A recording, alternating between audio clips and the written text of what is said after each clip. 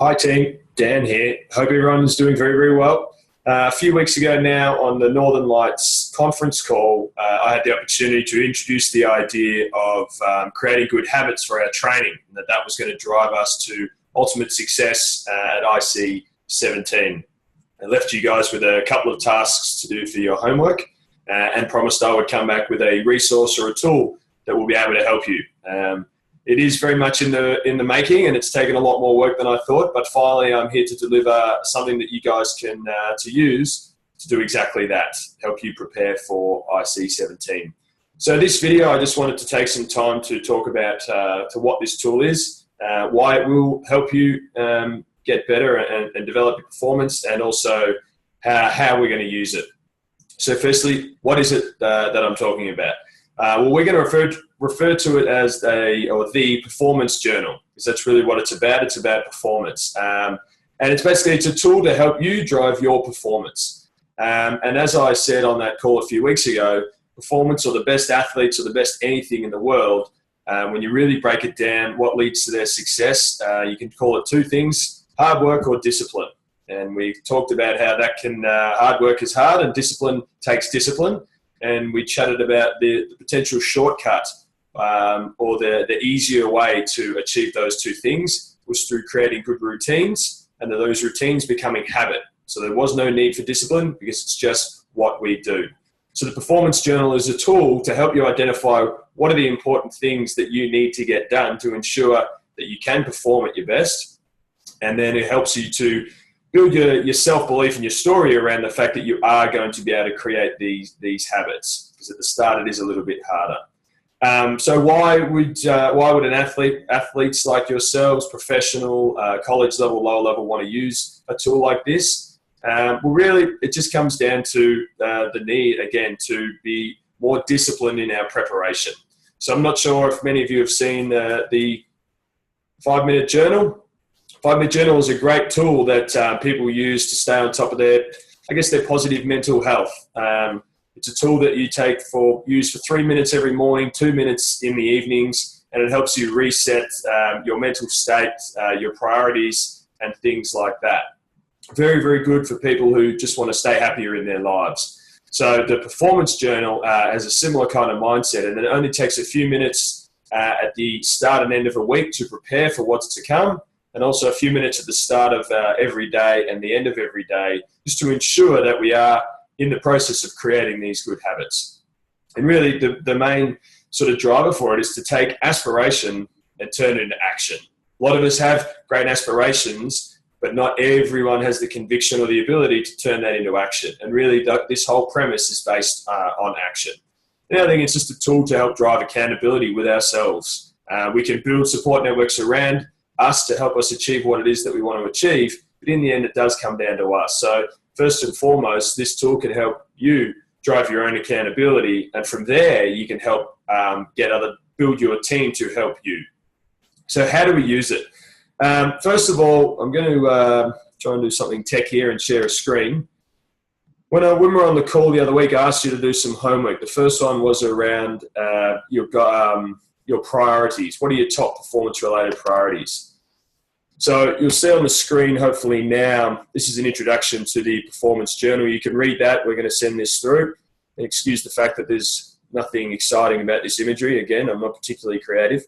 But you'll see at the bottom here, the 3 things that we have to do in order to maximize or optimize the use of the performance journal is, first of all, we need to do some goal setting. Secondly, we need to create some affirmations, and that was around the story that we were talking about that you would create from a journalist perspective or a teammate's perspective, but I'll come back to that. And then finally, you've actually got the tool itself that we can put into play once we know what it is we're looking to achieve and how we're going to do it. So when you get this document, you'll see a bit of a blurb on goal setting, some of the research behind it, some of the statistics that show that if you take the time to write down your goals, you'll be 39.5% more likely to achieve them. And then those who then write down and share their goals with someone, so an accountability partner or a coach, 76.7% more likely to achieve their goals. So you will have a read of that, but I'm going to explain the concept of the performance pyramid to help guide your understanding of why we're doing it and how it works. So with the aspirational performance or the priorities that you came up with after our call a few weeks ago, think about those as sitting at the top of this performance pyramid. And they really are aspirations. For some people, that aspiration will be a specific goal, and we will provide examples soon. And for others, it might be a more general, just an area of something that they want to achieve. And there's a lot of debate in, I guess, in the performance world around how you use goal settings, which ones are the most, the best ones, the most proactive.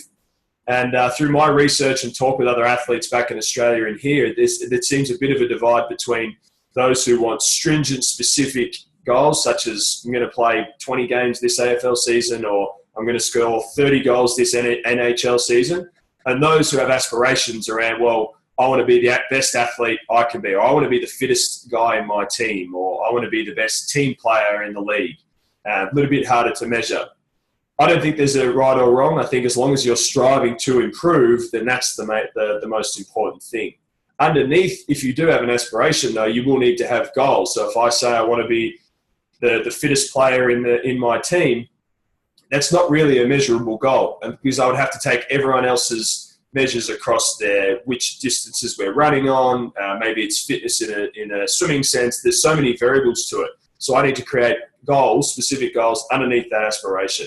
But again, we'll break that down. But the most important thing you need to think about when you look at this and look at is that bottom part of the pyramid. I call that the grinding, the base. That's where successful people focus on. Everybody has aspirations. Really successful people and really unsuccessful people can tell you what they want to do with their lives and the things they want to achieve. But only successful people can tell you the things that they will do and that they are doing. They're going to help them climb up that pyramid. And I've seen players with the smallest amount of talent in the AFL who no one ever gave much of a chance to. I've seen them achieve extraordinary things by living in that bottom base part of the pyramid. And similarly, I've read stories about star athletes like Cristiano Ronaldo and Tiger Woods, who even from when they were 3 years old, every single day, they were out there doing things to make sure that their golf game or soccer game or whatever sport other sports they might have been wanting to play were going to be the best that they could be. And history is littered with people that have lived in that base of the pyramid. So hopefully that explains a little bit around the concept. It's probably been stolen from somewhere, but just a visual representation sometimes helps us understand what it is we're looking to achieve. So the actual form itself, and you guys will be able to use these, is quite simple. At the top, you can put in your aspiration. And again, that can be whatever it is that you want it to be. Below that, in the second section, what goals need to be achieved. You need to start thinking about what are the specific things that I need to do to make sure that aspiration will come true. And then the most important part underneath that, there is just blank space to write in the things that you will need to do to ensure that those goals are achieved so you can live out your aspiration. So some examples to help you view, and these will be attached in the email. Here's one that I sort of backdated for a marathon that I ran recently. It was my first marathon. I had no idea what I was going to be able to do, but my aspiration was to run sub 3.5 hours. It's quite a clear one. You could definitely just factor that in as a normal goal.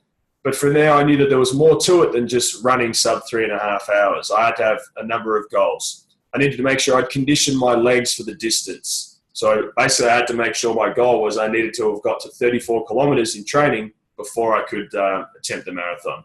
I needed to stay injury-free because previous attempts at running that kind of distance had broken my body down. And I needed to create a plan for speed management. 3.5 hours was going to push me, so I needed to make sure that I understood and knew how I was going to achieve that in my training. So the things that I said I would do, so I'd run 3 times per week and 3 different kinds of running. Would increase my furthest distance run every second weekend.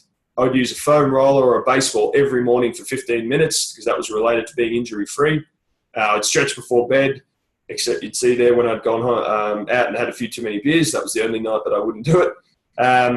I found some experts to talk to in the running coaching world to help manage my split times and the training that I would need to do specifically on that time management.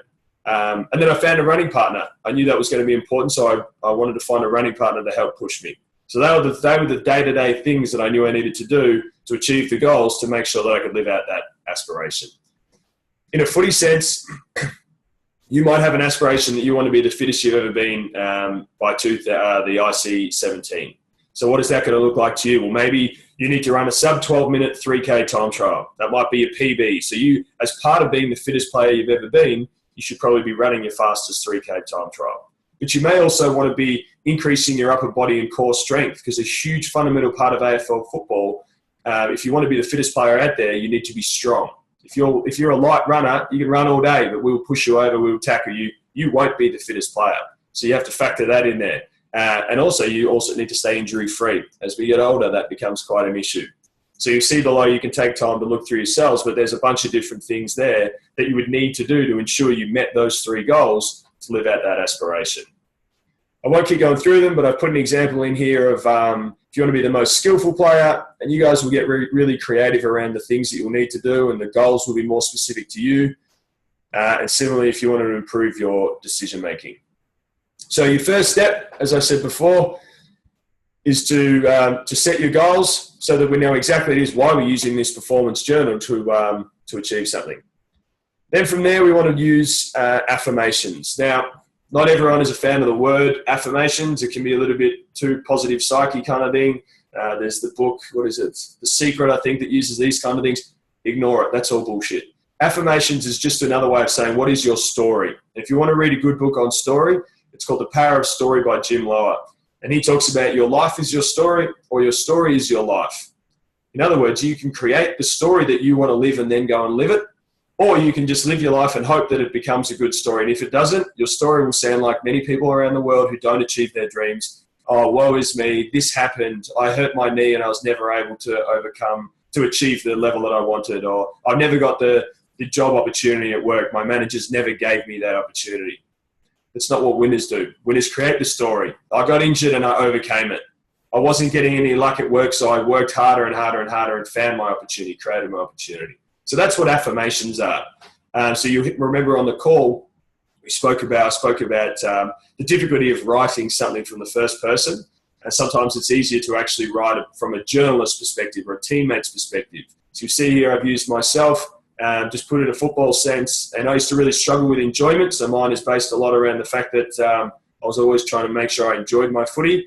But first thing, I've given an example around what a journalist might have said about me. What I would have liked my teammates to have said about me. You can pick either of those, or you could just create your affirmation. So at the bottom, that's where I say, I am.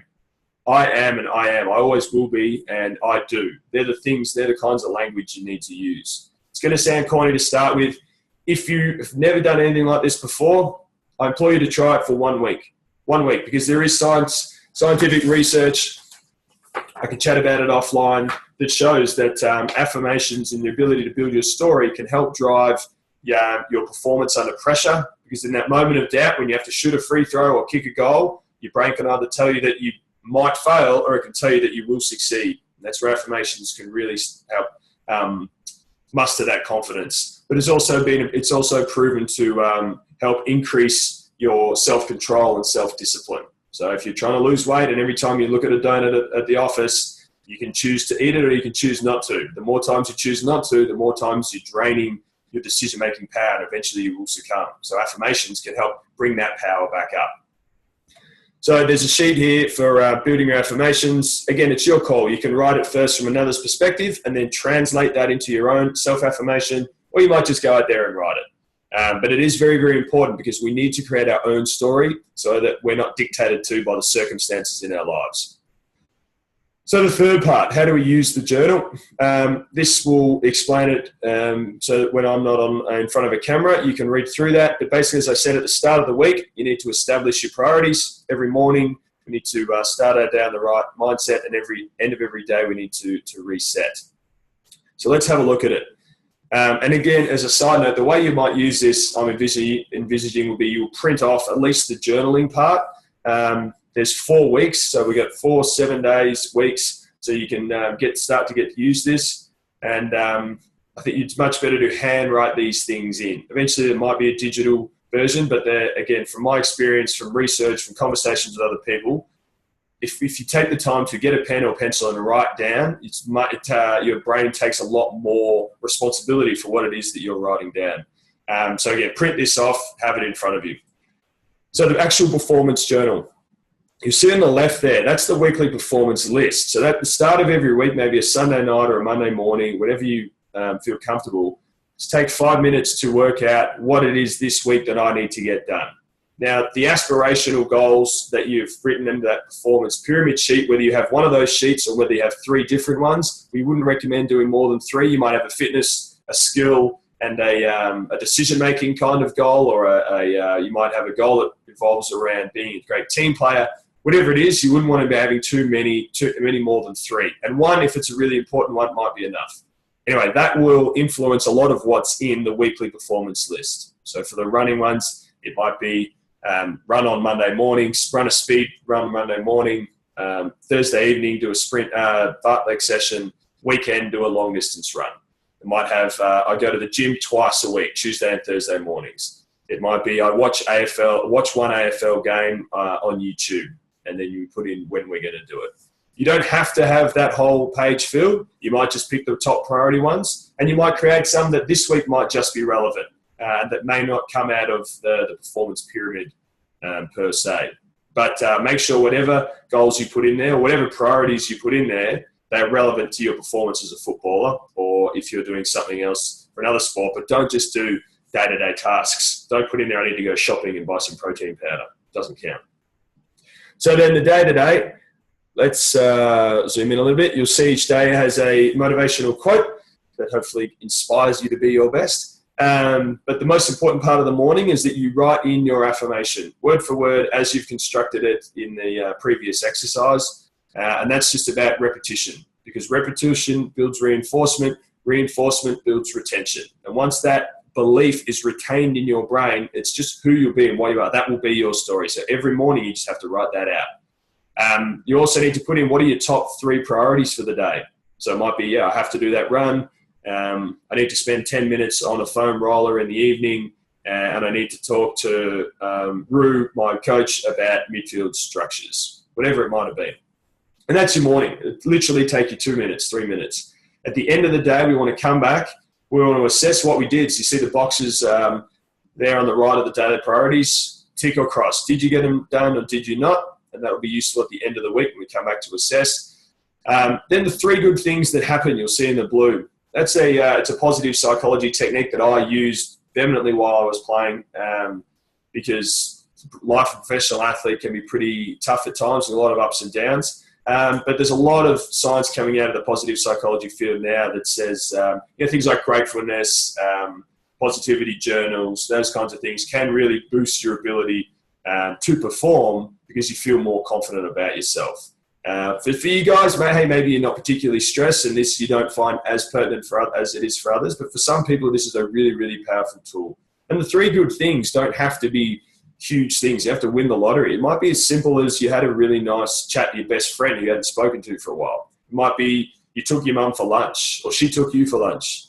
It might be you did your best time trial on the 3Ks. So there can be big things. But if you've had a day that you've sat at work and you didn't do any exercise and it wasn't a great day, you got yelled at by your manager, find 3 things. Because before you go to bed, much better to go to bed feeling positive about a few things than to feel negative about the others that you've dwelled on during the day.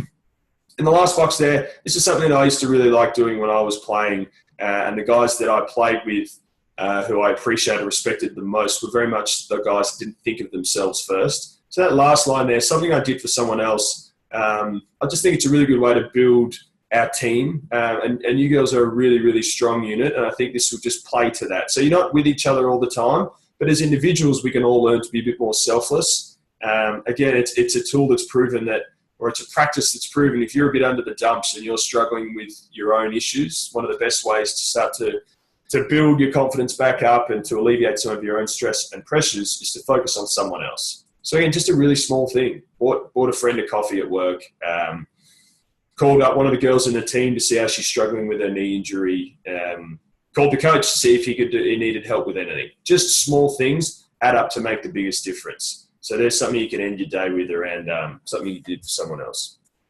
So you see there's going to be 7 days in a row. You can do this every morning and evening. And then at the end of the week, we have a bit of a review system. Again, this will only take 2 minutes. You'd probably do this on a Sunday as you were resetting for your next week. how many of your weekly performance priorities did you achieve? So back to the top, page 1, you might have written out 8 of them. You might have got 6. And then from there, we need to take some learnings from it. So what will you keep doing? What's been working? It might be you have used a training partner for all your running sessions. I'm going to keep doing that. I've begun to get up 5 minutes earlier every day because I want to aspire to get up at 6 a.m. every day. But I know it's not that easy when I'm used to getting up at 7:30. So I'll keep doing that. What will you stop doing? So you might put in things there that just aren't quite working for you. So if you're trying to, I know for me, when I was trying to lose weight for footy, when I was coming back from a long off season, I wouldn't I wouldn't put any food that was going to tempt me in my fridge or cupboards. If I had cereal there, I would eat cereal. Cereal is the biggest waste of time in your life. Even if you're not trying to lose weight, don't eat cereal. So I went in there, stop buying cereal. Or if I got desperate, stop buying milk, because even then I couldn't have the other. And then what will you start doing? So that's maybe another one. It's not a specific goal, but maybe I might start getting up 5 minutes earlier, or I might start taking my foam roller to work so that at lunch break I can roll out my hamstrings because they've been tight. But anyway, that's a self-assessment tool for you just to go, okay, you know what, this is working. I'm going to keep doing it. I probably shouldn't do this anymore, and this is what I think I really need to start doing. And that just drives us as we go into the next week. Okay, reset. What are my priorities again?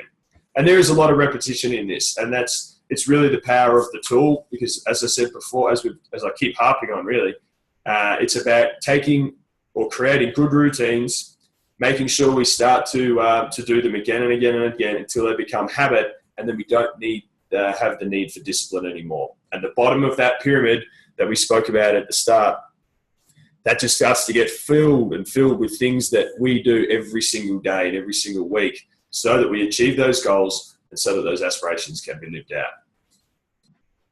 So I'm going to stop sharing that there.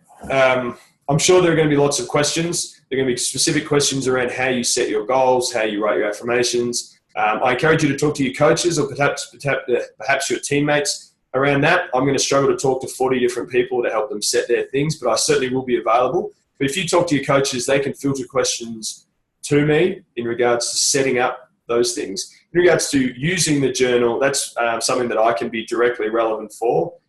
So you guys have my email. I'm on the Facebook page. I'll try and be as proactive as I can to help you with that. And if anyone just wants to talk about it, I have some answers. This is something that I'm building out and that I'm really hoping to drive with athletes all across the world. It helped me a hell of a lot in my career. The athletes that I've been talking to, past and current, in different sports in both North America and Australia, talk about using similar things. So you guys are at the forefront of trialing this out. So you've got 4 weeks to see. I'm probably going to send a survey so that you can do a baseline test about where you sort of see yourself as a disciplined person and some of your training habits, and we can do that again at the end. But good luck with it. If you find it hard and it's not for you, there's no pressure. We're not going to kill you if you don't achieve the aspirations that you've set there. But we do implore that you have a crack at it, because you've got a great opportunity next year to go to Australia and be back-to-back reigning world champs. And I think that's a great aspiration for the team. But as we know, we can't just live at the top here. What goals are we going to need to achieve as a team? And more importantly, what shit are we going to get done to make sure that we can become those back-to-back world champs? So that's enough from me. Yeah, you're going to get this with an email with all the tools. Good luck, and I look forward to working and speaking to you all again soon. Cheers.